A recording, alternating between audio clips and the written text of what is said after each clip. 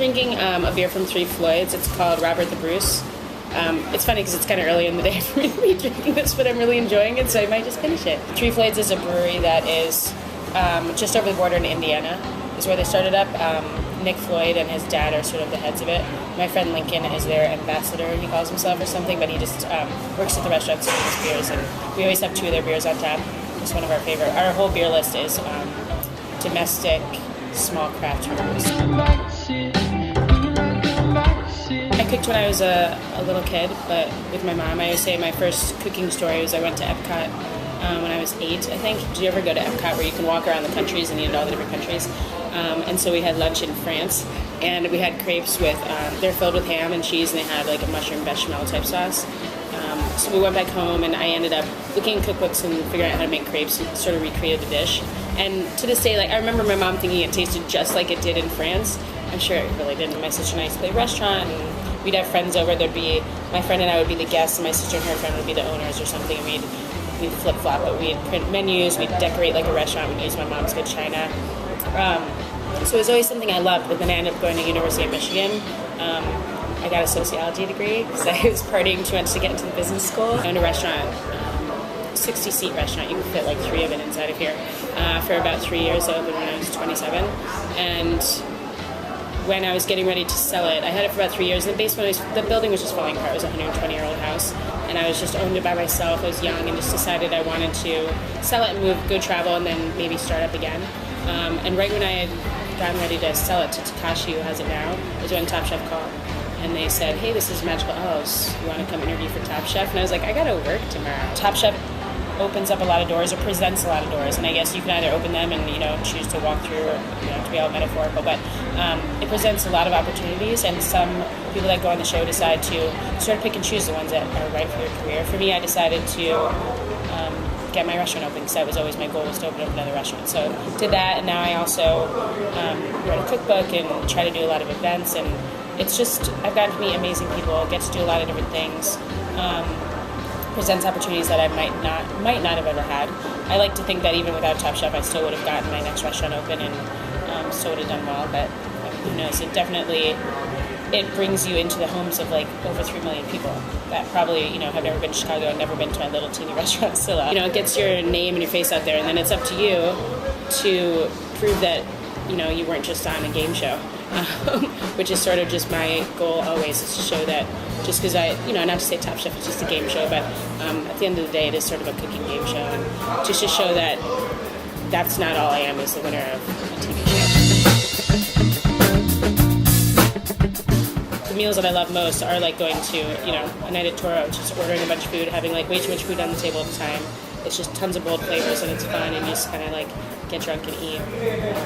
Purple Pig is right on Michigan Avenue, and it's a cool restaurant, but it happens to just be downtown. Because it's a great place to just snack on charcuterie, and they have this, I think it's their pork neck that has a little bit of cheese on top, and it's just, everything comes with bread, and it's all just dippy. The perfect just to sit there and drink and eat stuff. Shaw's has been around forever, but they have an oyster, just the oyster bar. The other part's fine, but the oyster bar is just fun because you can get all different kinds of crab and oysters, and I went there one afternoon and got 3 different kinds of crab. And just I love blind taste tests, so I was blind taste testing crab. My partners finally took me to Alinea to celebrate our opening. It was almost a year after the fact. That was really cool. I had way too much to drink, and by the end, when you get this whole it's almost like an explosive mountain, the dessert, with all these stuff shooting up, and it looks like a volcano on your table. It was amazing, and just the thought that goes into every dish, and we think about every dish, but I just don't have have 3 different. There was one dish that came in 3 tiers of dishes, and as you went down, the flavors got more intense, but it was just cool and fun. Having it be interactive, I love that. When we got there, it turned out it was a sheet of pasta hanging on a wooden spool, but no, we didn't know what the heck it was. I thought it was a flag or just a table decoration, and then they come to that course and they're like, and that's your sheet of pasta, and you're like, oh, shit.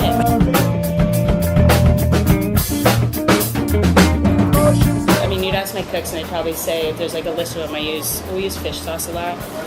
One of my chef friends, he's like, well, I try not to use fish sauce because it's such an obvious way to make things taste better. I'm like, well, but it's a way to also make things taste overly, I don't know, I think it's great if you use it in the right way. We use it in a lot of vinaigrettes and things like that. It's sort of like fish sauce, Dijon mustard. I use Dijon mustard in everything, or pickled mustard seeds. We really like mustard, I don't know, because they're lemons are my favorite thing ever. Worcestershire sauce. We make our own homemade Worcestershire sauce. Is way better than the stuff you buy at the store. It has there's so much going on in it. It's just a great way to finish. All of our braises, when we do our smoked braised goat, well, I guess that should be my answer, is that I love cooking with goat. Hello. Big goat on the picture behind me. We do love cooking with goat. We get in 8 to 10 whole goats a week from a local farm, and we do smoked and whole goat legs for tables. It's looks like the Flintstones are on your table. We do shanks. We do grilled goat loin. We're doing tonight. We do carpaccio. We do goat chorizo, goat sausage. Just like pulled smoked goat inside of things. We do goat empanadas. We just make goat liver mousse. We serve it with little pork fat crumpets. And there's a little pork fat in the goat liver mousse because you just need to use pork. It's totally low calorie. Pork fat crumpets with goat liver mousse. Yeah, there's like bacon and cream and I mean, it's like the fattiest thing possible. But you don't come here for a diet. People are like, can you go light on the butter in that? I'm like, really, that's not going to help you.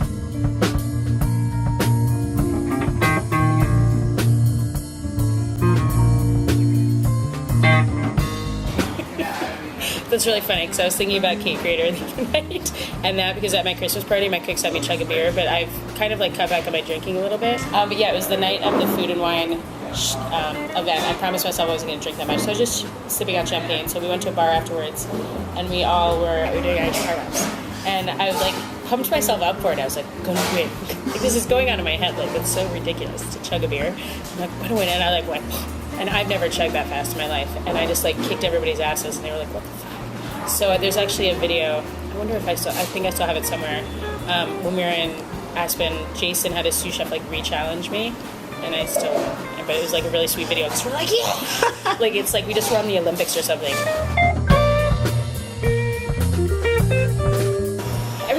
Everything around me inspires me. I think that people say, where does the influence for your food come from?